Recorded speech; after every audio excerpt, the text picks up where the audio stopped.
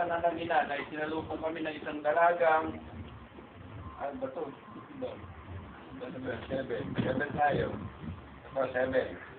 At nang sila magsidating sa tapat ng Mesiya, pinagsikapan nilang magsipasok sa biti niya at hindi sila tinutulan ng Espiritu ni Jesus. At pagkarami nila sa Mesiya, nagsilusin sila sa Troas at napakita ang isang pangitain, gabing kay Pablo, isang lalaking taga Macedonia na nakatayo na namamanig sa kanya, sinasabing, tumawid ka sa Macedonia at tulungan mo kami. At pagkakita niya ng pangitain, pagkakait pinagsikapan namin magsiparao sa Macedonia at pinatutunayang tinawag kami ng Diyos upang sa kanila ipangaral at Ebanghelyo. Yun, dito sa 14, baba na tayo. At isang babaeng nagngangalang Lydia na nangangalakal ng kayong kulay ube na tagabayan ng Tiatira, isang masipag sa kabanalan, ay nakinig sa amin na sinuksan ng Panginoon ang kanyang puso upang sunawain ang mga bagay na sinasalita ni Pablo. At sino, no? Yung babaeng Lydia. Nung nakapakinig siya ang salita ng Diyos, ang sabi, paano nabuksan yung kanyang puso? Nung nakinig siya ng pangangaral ni Pablo. Ngayon, nung nakapakinig siya ng pangangaral ni Pablo, tinanggap kasi yung kanyang isip. Kaya nagpuntan. Naalala ko yung tema yung siguro, nung sabihin ni Mayo, nung nakaraan, nung natatandaan niya yung salita niya, sabi niya, ganito sarado nyo rin yung isip nyo para mabuksan ang puso. Ngayon, ang punto niya doon, alisin nyo muna yung mga isip nyo sa ibang bagay. Kasi nga, bawa, nandito ka pero yung isip mo lumilipad. Mabubuksan kaya ang puso mo? Hindi mabubuksan. Kasi nga, kung saan lumilipad yung isip mo hindi ka naman nakikinig. Hindi mabubuksan yung puso. Ngayon, siguro ganito, kaya sinabi niya, isara muna natin ang ating isip. Siguro, kaya niya sinabi, isara muna yung isip. Isara saan? Isara sa mga bagay na pinagtutuunan natin ng pansin. Dapat ang pansin mo, attend ka lang doon sa word. Pakinggan mo maigi yung salita ng Diyos. Para pagka pinakinggan mo maigi, pumasok sa isip mo, bukas ang puso. Hindi po ganito yun, na ang Diyos nila magbubukas ng isip mo. Hindi. Ang magbubukas ng isip mo, makinig ka. Tanggapin mo muna yung salita ng Diyos. Pakinggan ang isip mo. Tapos saka mo ngayon tatanggapin ang iyong puso.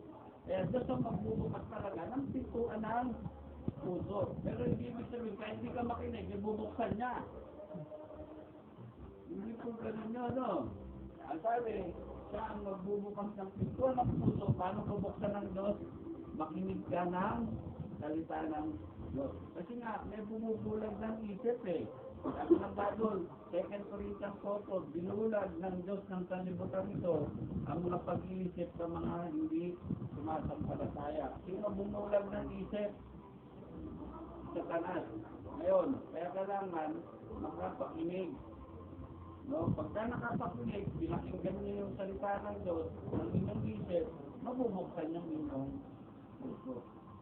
Siguro, kaya sinabi ni Sister Mike, isara ninyo yung inyong isip para mabuksan yung puso. Saan isasara yung isip? Kasi nga, minsan may nakikinig. Hindi naman talaga nakikinig. Hindi naman talaga nakikinig. Yung kanyang isip, lumilipad. Yung sabi nila, maaaring yung kanyang isip, nandun sa kanyang kakainin. Ano ba kaya lulutuin namin? Kaya, hindi ka makakakonsentrate talaga, di ba? Kaya kailangan, para mabuksan yung pintuan ng puso, ay pakinggan yung salita ng Diyos, tapos buksan mo yung iyong isip para tuluyang pumasok sa puso. Kaya, yun yung isang niluksan, yung pintuan ng puso. Kaya nga, diba sabi, narito ako'y kumakatok. Ang sino mang magbukas ng pinto. Anong pinto yung binabanggit na sa Revelation 3:20? Pintuan ng puso. Kaya hindi naman kagad, kailangan na magbuksan ng Diyos kagad yung puso mo kahit di ka makapakinig. Hindi po ganun yun. Kailangan, buksan mo na yung inyong isip sa pakikinig para mabuksan yung pintuan ng puso. yun. Pagka nakapaginig ka, kagaya kanila, pinakinggan niya ito, no? Yung sumampalataya, yun yung pintuan, napakinggan mo. Ay, yun pala yung pinto. Ay, wala na pala akong pwedeng buksan. Hindi naman pala ako pwedeng magbukas ng sarili kong pinto. Ako magbubukas para maligtas ako. Hindi. Sabi sa Bible, siyempre, pumasok niya sa isip mo, narinig mo yun, nabuksan yung puso mo. Pero kung lumilipad ang isip mo, hindi mo yung pinakikinggan, paano ka mali? Paano mabubuksan yung puso? Hindi nga bubuksan. Akala nung iba kasi, kahit ayaw ng tao, kayang gawin ng Diyos na buksan yung puso. Ba't ka pa pinamimili? Sabi, piliin mo kung sino yung paglilingkuran. Ang Diyos ba na tunay o yung Diyos dosan? Ngayon, piliin mo kung maligtas ka. Gusto mo bang maligtas o ayaw mo? Eh kung Diyos naman pala siya, no? Ba't hindi na lang tayo iligtas? Bakit ang gawin ang daming hindi ligtas? Ano ang punto? Kasi nga, meron tayong pagpili. So, di na mamimili. I-attend mo yung isip mo. Wala kang ibang pagtutuunan ng pansin, kundi yung Word of God muna. Pagka makikinig ka na, napakinggan mo, saka pala ngayon papasok doon sa puso. Pasok doon sa puso, yung Word of God, yun, bukas na. Oh. Ngayon, ano pa? Pintuan ng impyerno. Alam nga yun, pintuan ng impyerno, ang impyerno hindi ginawa ng Diyos para sa tao. No, sabi sa Bible, ginawa yan para sa demonyo at sa kanyang mga kampon. Ngayon, yung pintuan ng impyerno, pag hindi mo tinanggap si Kristo, bukas yan. No, bukas yung pintuan ng impyerno na yan. At yung isa pang pintuan na bukas ay yung pintuan ng langit. Kaya doon sa pintuan ng langit, bukas yan. Yung pintuan ng impyerno, bukas yan hanggang ngayon. Ngayon, pagka isang araw, magsasara yan pag hindi mo tinanggap si Kristo. Hindi mo tinanggap si Kristo. Alam na yung Kristo, hindi naman niya ginawa para sa tao. Matthew 25:41. Tingnan natin, kanino ginawa yan. Kaya lang, siyempre, sinunod mo ang kaaway, kaya nadamay ka. So, Matthew 25:41. Kung magkagayon, sasabihin, yun, sabi yan, na nasa aliwa, magpilayo kayo sa akin, kayo mga sinumpa at pasaapoy na walang hanggan, na inihanda sa Diablo at sa kanyang mga anghel. Kanina raw inihanda yung apoy na walang hanggan? Yan yun. Sa Diablo at sa kanyang mga kampon. Kaya hindi ginawa ng Diyos ang impyerno para dali ng tao doon. Hindi ang Diyos ang nagdadala ng tao sa impyerno. At hindi ginawa ng Diyos ang impyerno. Ang ginawa ng Diyos langit. Yung impyerno, hindi. No? Kasi ngayon, sino magsasara ng pintuan ng impyerno ng walang hanggan? Ikaw mismo pag di mo tinanggap si Kristo. Ang araw, nakapunta ka doon, hindi mo na pwedeng buksan yun. Wala nang taong makapagbubukas nun. Kaya ang sabi ng Bible, di ba? Kailan mo gustong pumasok? Ngayon na yung kaligtasan, ngayon ka na pumasok. Pagkakayanan mo si Kristo, pagdating mo si Kristo. Ngayon, pag hindi tinanggap si Kristo, yung tao mismo ang nagdala sa kanyang sarili sa impyerno. Hindi ang Diyos ang nagdadala doon. Hindi gusto ng Diyos na ginawa ang impyerno para sa tao. Hindi. Ginawa yun, sabi ng Bible, para sa demonyo at sa kanyang mga anghel, sa kanyang mga kampon. So, ngayon, doon naman sa pintuan ng langit, yung mga masasamang tao hindi makakapasok.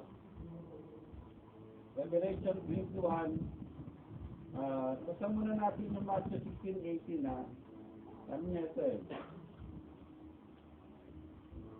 Yan. Sinabis ko naman sa inyo na ikaw ay Pedro, sa ibabaw ng batong ito, itatayo ko ang ating iglesia at ang mga pintuan ng Hades ay hindi magsisipanaig laban sa kanya. Yun.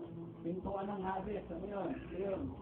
Pintuan ng impyerno yung Hades, impyerno yun.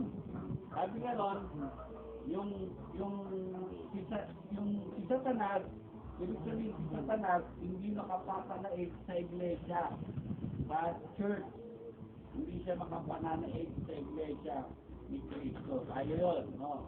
Sabi niya, kasi nga, si Kristo yung ating head, tayo ang katawan, tayo ang iglesia ni Kristo. Ibig sabihin, wala mong kapananaig sa atin kahit si Satanas pa. Ngayon, ano ibig sabihin? Tingnan nyo, may pinto anong Hades, may pinto na Inferno.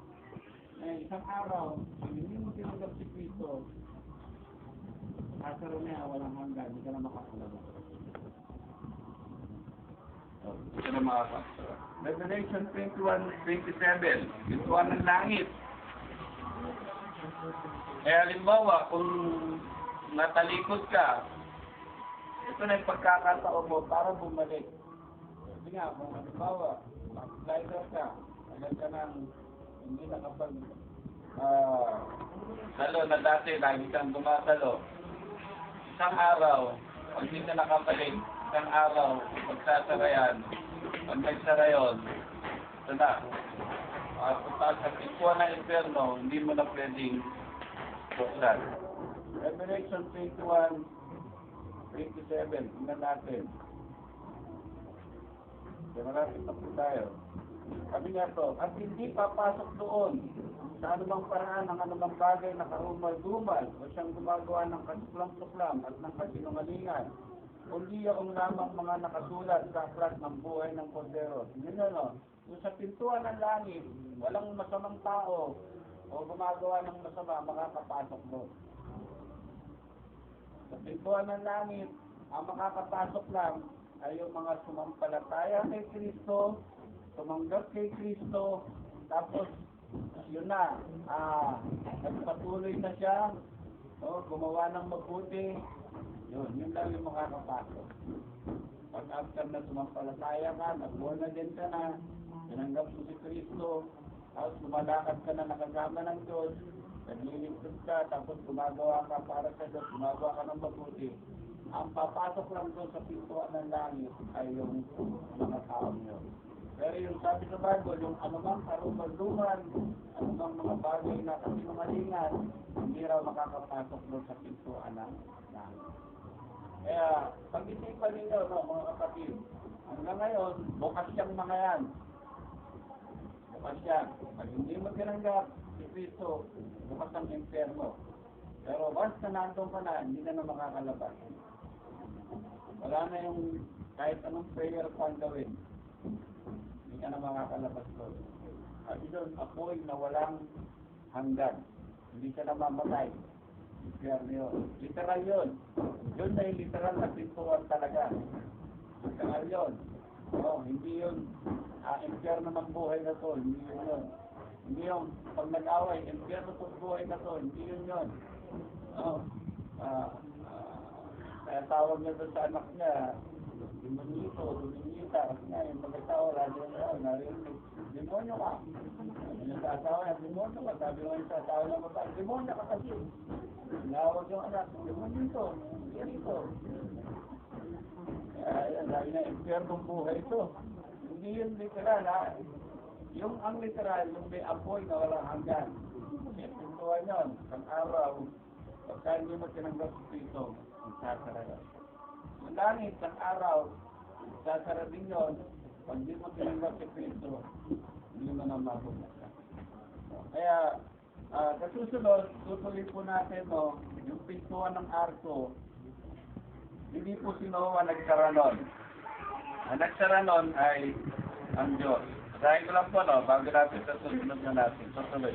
At ang mga nagsilulan ay lumulang lalaki at babae at lahat ng laman, gaya na inutos sa kanya ng Diyos, kinulong siya ng Panginoon. Kinulong. Sa English yan ay the Lord shut the door. So, sa pintuan ng arko, hindi si Noah nagsara. Dahil kung si Noah lang nagsara, kawawa naman yung mga kamag-anak niya. Wala lang naligtas doon. Wala pa siyang puso para hindi buksan yun. Kasi nga, hindi na mabuksan. Si Lord na nagsara. Kaya ano ibig sabihin? Sa araw, Lahat ng ito ay sasaraan. Wala nang makapagbukas niyan. Hindi naman. Kasi nga, si Lord ang nagsara, hindi mo na mabubuksan. Hindi ko kayang buksan. Ay, sino nga, hindi na buksan. Siyempre, ikaw man, walo lang yung naligtas ng panahon ni Noah. Nakita mo yung kamag-anak mo, palagay ko gusto mong mabuhay ng panahon nun. Palagay ko, pipilitin mo makyat sa arko eh. Para lang maligtas ka eh. So, di ba? Siyempre na, buhay ng tao, alam na, nagbabago eh. Di ba? Kahit sobrang sama, kahit na pumamamatay na siya, gusto niya ligtas yung buhay niya, akyat siya doon sa arko eh. Eh, makyat man siya. Wala na siya magawa. Hindi kaya buksan ni Noah yun. Dahil ang nagsara, sabi ng Bible, Genesis 7:16, si Lord. Ngayon, ano ibig sabihin? Lahat ng ito, isang araw, sasara yan. Wala na makapagbubukas. May question kayo? May tanong kayo? May ugal na yan.